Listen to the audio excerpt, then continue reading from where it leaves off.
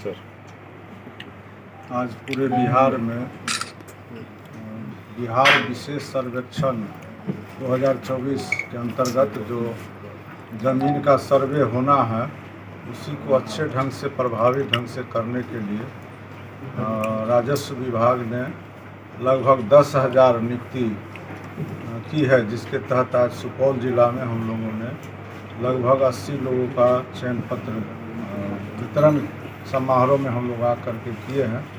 और इस चयन पत्र वितरण समारोह का मुख्य उद्देश्य है कि जो ज़मीनी विवाद है उसको समाप्त किया जाए, और उसी के तहत माननीय मुख्यमंत्री जी ने आज लगभग 10,000 चयन पत्र का वितरण पूरे बिहार में किए हैं, और इससे लोगों को बहुत सहूलियत भी होगा। जो ज़मीनी विवाद है उसका ये सर्वे का काम विगत कई साल से चल रहा है, और भी 1 साल के अंदर माननीय मुख्यमंत्री जी का निर्देश है कि इस काम को पूरा किया जाए। और हम लोग को पूरा विश्वास है कि जो ये नियुक्ति की गई है इससे काम करने में सहूलियत होगा, और ये काम पूरा 1 साल के अंदर में हो जाएगा। इसके बाद हम समझते हैं कि जो ज़मीनी विवाद है या जो आपसी लोगों में मतभेद है वो बहुत ही हद तक कम हो जाएगा। और इस काम को करने से जो निचले स्तर पर बहुत सारे लोगों को कठिनाई होता है, खास करके जिनका ज़मीन का बहुत सारे कागजात उपलब्ध नहीं है, या जिनका रैयती ज़मीन है, पुश्तैनी ज़मीन है, और आपसी बंटवारा होने में भी कठिनाई होता है। कई तरह के तमाम जो है सो झंझट इसके कारण होता है, परिवार से लेकर के दूसरे लोगों के बीच में भी।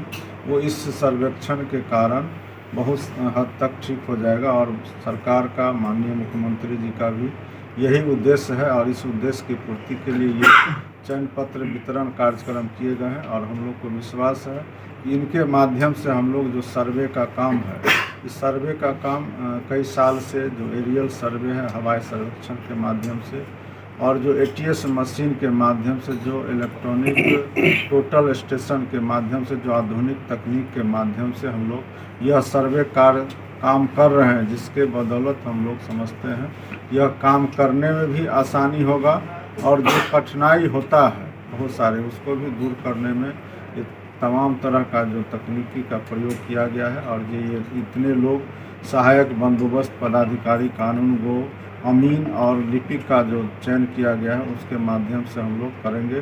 सुपौल जिला में 549 राजस्व ग्राम है, जिसमें 249 गांव में काम पहले से चल रहे थे सर्वे का, 297 गांव में आज के बाद ये काम शुरू होगा, और बहुत जल्द ये काम हम लोग पूरा करेंगे। हम लोग का लक्ष्य है कि बिहार में, पूरे बिहार में 1 साल के अंदर यह काम पूरा हो जाए, लेकिन उससे पहले हम लोग सुपौल जिला में चाहेंगे कि सभी लोग मिल कर के हम लोग इस काम को पूरा करें। इस बैठक में हमारे सुपौल जिला के माननीय विधायक श्री रामविलास कामत जी भी मौजूद थे, हमारे विधान पार्षद श्री अजय कुमार सिंह जी, जिलाधिकारी श्री कौशल कुमार जी, अन्य पदाधिकारीगण, अन्य जनप्रतिनिधिगण, पार्टी के हमारे जनता दल के और भाजपा के, BJP के सभी जनप्रतिनिधिगण मौजूद थे। हम लोग को विश्वास है कि 1 साल के अंदर हम लोग इस विशेष जो सर्वेक्षण ज़मीन का करना है उसको हम लोग काम पूरा कर लेंगे।